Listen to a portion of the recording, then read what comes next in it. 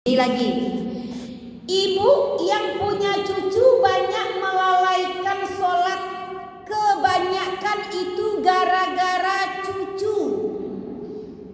Saya ingatkan kepada ibu semuanya, durhaka seorang anak apabila menjadikan ibunya sebagai pengasuh anaknya.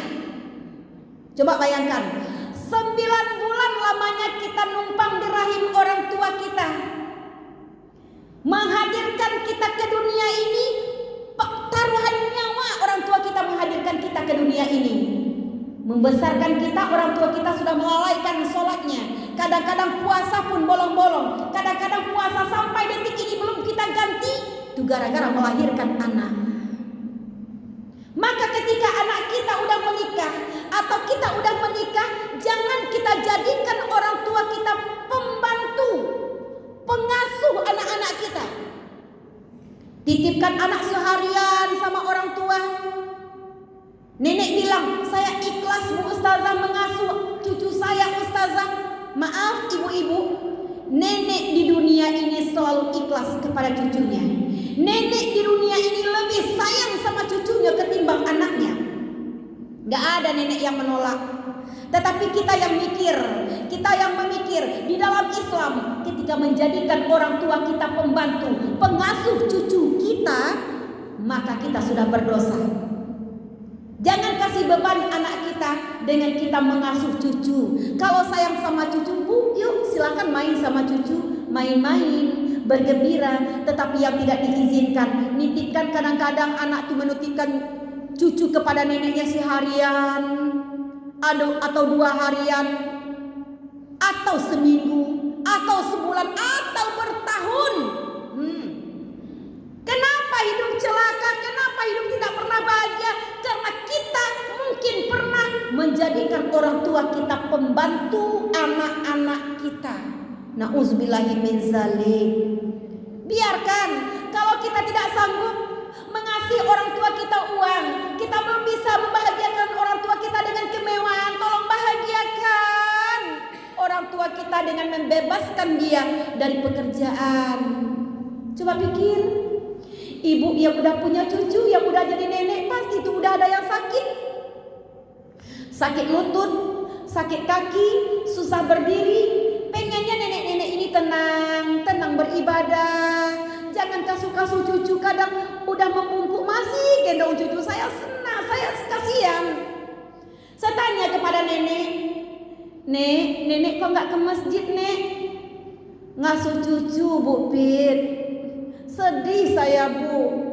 Janganlah, Bu, lah berhentilah Ibu ngasuh-ngasuh cucu itu lagi. Nggak usahlah kasih beban anak kita. Bilang kepada anak, Nak, Mama tidak ingin engkau berdosa ya, Nak. Mama ingin ke masjid. Habiskan waktu kita baca Quran. Ke masjid berhentilah. Banyak saya lihat ketika anaknya bekerja, si cucu ditaruh sama neneknya. Anak saya kerja Bu Ustazah, jadi saya yang mengasuhnya. Berarti kita udah membuka jalan dosa kepada anak kita. Alangkah indahnya ibu-ibu yang melahirkan, ibu yang punya anak kecil ini tuh di rumah, kasuh.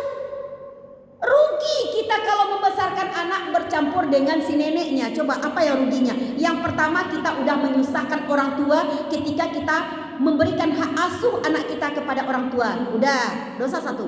Yang kedua, anak yang dibesarkan oleh neneknya itu pikirannya kacau. Testimoni membuktikannya. Saya membuktikannya sendiri. Anak yang dibesarkan oleh neneknya ini cenderung otaknya itu kacau. Maksudnya kacau begini ya Bu ya. Misalnya mamanya melarang memakan es krim.